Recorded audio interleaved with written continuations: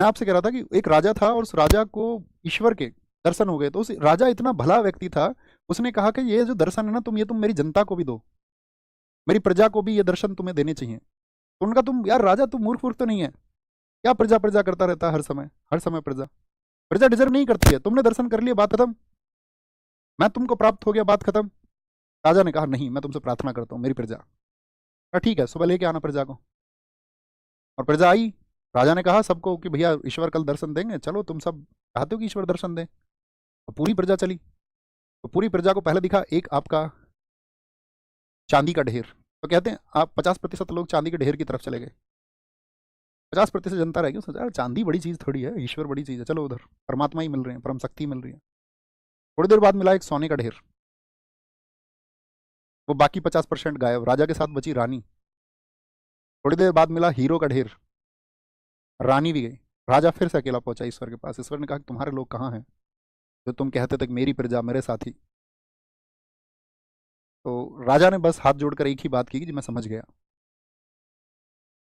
मैं सब कुछ समझ गया, तुम जो समझाना चाहते हो वो मैं समझ गया, कि शुरुआत में हम सब उत्साही होते हैं, लेकिन मंजिल, क्या हमारा उद्देश्य है, हम उसको पाने के लिए अपना सर्वस्व लगाते हैं?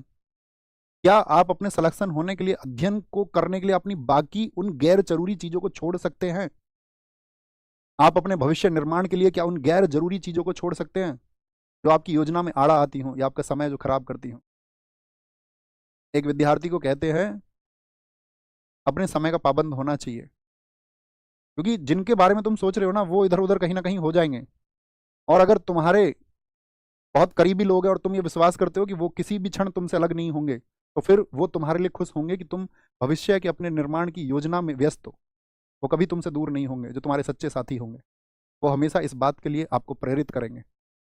और यदि कोई इस बात से दूर होता है, तो इसका मतलब है कि उसका हो जाना ही उचित था, या उसका दूर हो जाना ही उचित है।